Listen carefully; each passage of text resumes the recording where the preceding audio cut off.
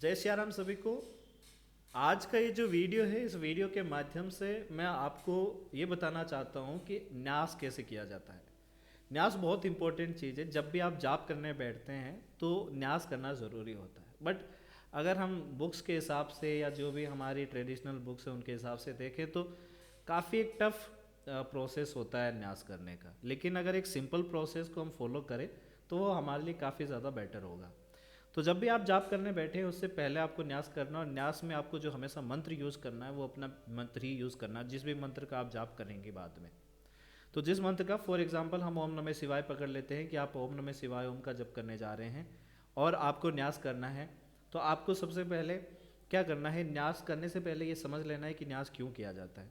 जब आप न्यास करते हैं तो न्यास करने से आपका मंत्र और जो देवता हैं वो आपके शरीर में जिस जिस अंग पर आप उनका आह्वान करते हैं और उनको समर्पित करते हैं उस अंग पर उनकी ऊर्जाएं बैठ जाती हैं, वो मंत्र बैठ जाता है।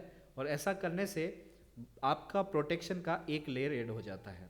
मैं ये नहीं कहूँगा कि न्यास 100% प्रोटेक्शन प्रोवाइड करता है, बट प्रोटेक्शन में एक लेयर जो है वो आपको मिल जाती है। और बाकी की प्रोटेक्शन की विधियां जो है वो अलग अलग रहती ही है। तो वो अलग अलग, आप जैसे आप कवच कर सकते हैं या फिर आप कोई पाठ कर सकते हैं या आप किसी और देवता का, कुल देवता कुल देवी का आह्वान करके उनका जाप कर सकते हैं और उनको जो है आप कवच के लिए बोल सकते हैं, रक्षा सुरक्षा के लिए बोल सकते हैं।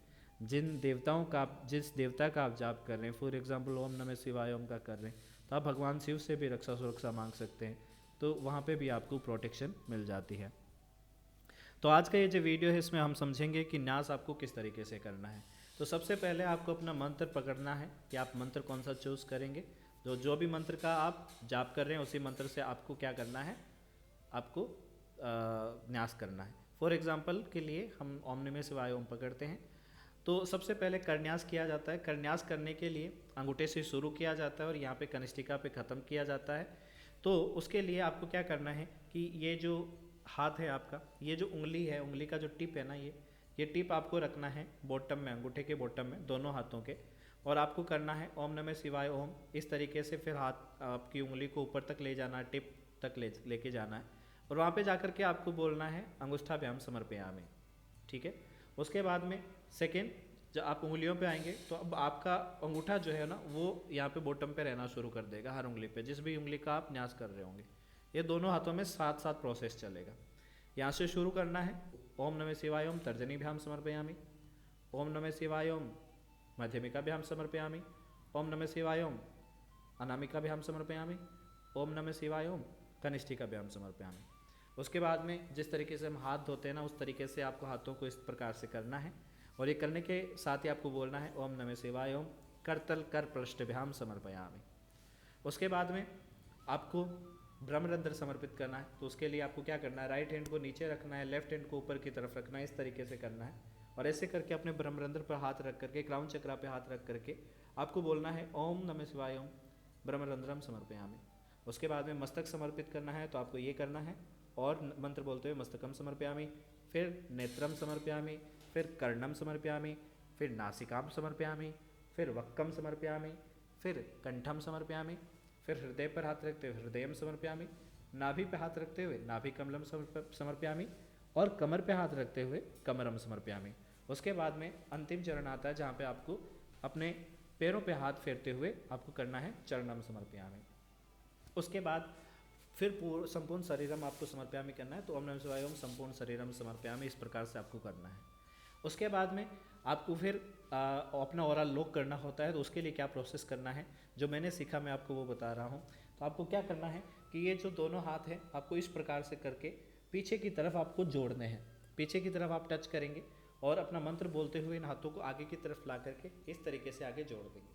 तो ये प्रोसेस आप 3 बार करेंगे। मंत्र बोलेंगे ओम नमः शिवाय ओम, जो भी मंत्र है आपका, ऐसे करेंगे और तीन बार लेके आएंगे।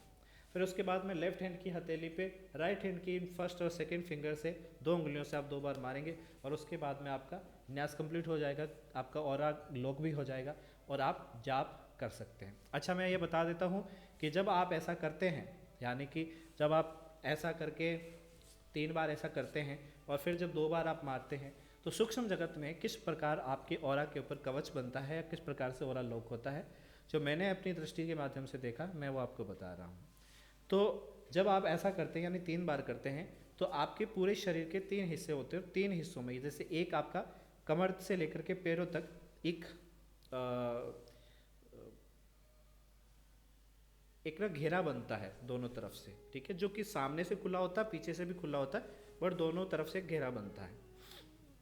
मतलब पूरी तरीके से खुला नहीं होता बट वहाँ से वीक होता है वो। उसके बाद में फिर एक आपका कमर से लेकर के यहाँ मतलब गर्दन तक का बनता है, फिर एक गर्दन से लेकर के ऊपर आपका क्राउन चक्कर तक का बनता है। ये 3 बनते हैं। उसके बाद में जब ये तो हो गया जब आप 3 बार ऐसे हाथ करते हैं, जब आप 2 बार ऐसे हथेली पे मारते हैं तब उसके बाद में क्या होता है कि जब आप एक बार मारते हैं तो पीछे की साइड में एक ऐसी लंबा जो है ना एक बंधन लगता है, जो तीनों जो गोले बने हैं उन तीनों गोलों को, उन तीनों कवचों को जो है ना एक साथ में जोड़ के और उसको बंद करता है पीछे से। फिर जब आप दूसरी बार मारते हैं तो आगे की तरफ से एक बंधन लग करके वो पूरा एक बंधन लगता है और वो टाइट होकर के उसको बंद कर देता है सामने की तरफ से।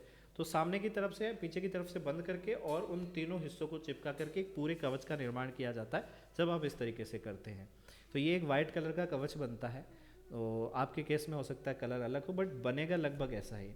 तो मैंने जो मेरे न्यास की प्रक्रिया में देखा वो ऐसा था। बाकी आपको देखने की ज़रूरत नहीं है, आप ये करें और आपकी काफ़ी ज़्यादा अच्छी प्रोटेक्शन उसमें हो जाएगी। चलिए मिलते हैं नेक्स्ट वीडियो में। इस वीडियो में मुझे लगता है कि आपको न्यास की ये विधि समझ में आई होगी।